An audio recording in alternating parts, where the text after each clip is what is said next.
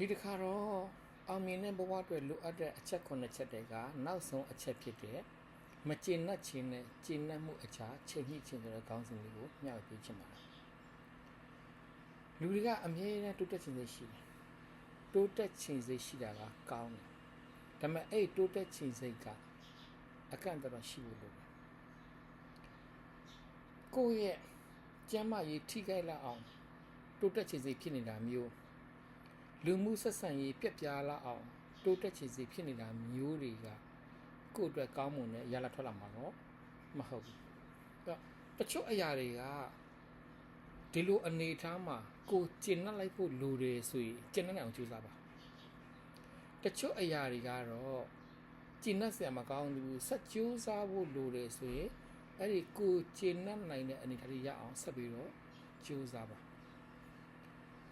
တနည်းအားဖြင့်တော့မိတ်ဆွေကအဆုံးရောက်လောက်အောင်ကြိုးစားနေခြင်းကလည်းကောင်းမွန်တဲ့ရလဒ်ဖြစ်လာမှာမဟုတ်ဘူးကိုရသင့်ရထိုက်တဲ့အခြေအနေတစ်ခုရတယ်အောင်မြင်မှုရတယ်အဲ့ဒါမကျေနပ်နိုင်ဘူးကို့မှာဆက်ပြီးလုံနိုင်စွမ်းလည်းမရှိတော့ဘူးလုံနိုင်တဲ့အင်အားလည်းမရှိဘူးအရေးကြီးလည်းမရှိတော့အဲ့ဒါကိုမကျေနပ်စိတ်ဖြစ်နေမယ်ဆိုရင်မိတ်ဆွေရဲ့ဘဝကအောင်မြင်တယ်ပြောလို့မရအဲ့တော့ကိုနားလေရမှာကကိုယ့်ရဲ့အနေထား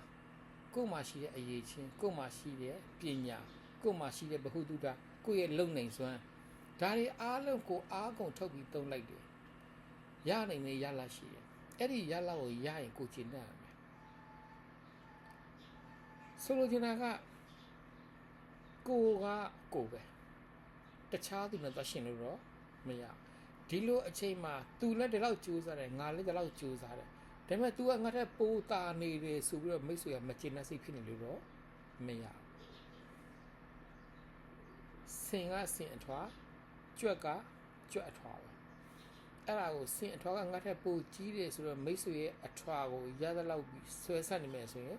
နာကျင်တာပဲခံစားမှာဖြစ်တယ်အဲ့တော့ဘဝမှာအရေးကြီးတာကကျေနပ်မှုနဲ့မကျေနပ်မှုချိန်ညှိတတ်ဖို့လိုတယ်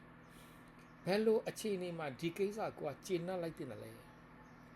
ဘယ်လိုအခြေအနေကတော့ငါဆက်ပြီးစူးစမ်းဖို့လိုတယ်လဲဆိုတာခွဲခြားသိနေဖို့လိုတယ်အဲ့တော့ကိုယ့်ရဲ့စိတ်ခံစားမှုတစ်ခုဖြစ်တဲ့ပြင်းပြအောင်မြင်မှုပေါ်မှာကျေနပ်ခြင်းမကျေနပ်မှုအကြားမှာချိန်ညှိနိုင်ခြင်းကလည်း